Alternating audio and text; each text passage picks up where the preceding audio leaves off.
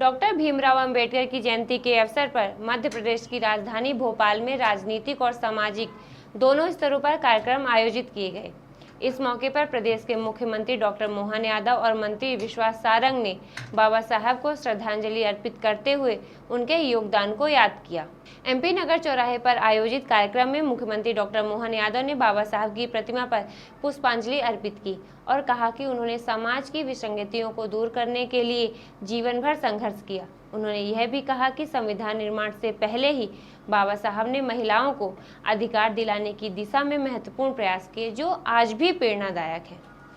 मुख्यमंत्री ने आगे कहा कि नरेंद्र मोदी के नेतृत्व में महिला सशक्तिकरण को लगातार बढ़ावा दिया जा रहा है और इस दिशा में कई योजनाएं चलाई जा रही हैं।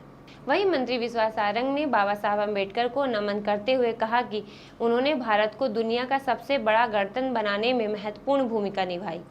उन्होंने कहा कि एक साधारण परिवार में जन्म लेने के बावजूद बाबा साहब ने अपनी असाधारण प्रतिभा के बल पर देश को संविधान दिया, जो यह साबित करता है कि प्रतिभा संसाधनों की मोहताज नहीं होती। सारंग ने सभी से अब संविधान का अक्षरशः पालन करने और बाबा साहब के बताए मार्ग पर चलने का संकल्प लेने की अपील की।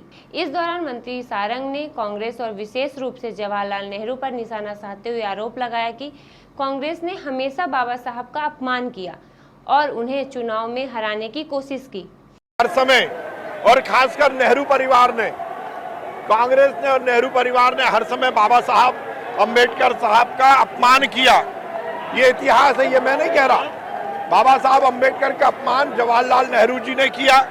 उन्होंने ता जिंदगी अम्बेडकर साहब का अपमान किया, उनको चुनाव हराने की कोशिश की, उन्हें हर समय लोकसभा में जाने से रोकने का काम किया।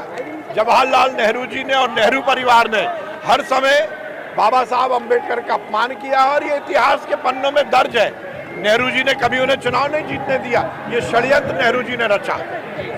कांग्रेस उनके इस बयान के बाद अंबेडकर जयंती के मौके पर भी राजनीतिक माहौल में तीखापन देखने को मिला, जहां श्रद्धांजलि के साथ साथ सियासी आरोप प्रत्यारोप भी तेज हो गए हैं।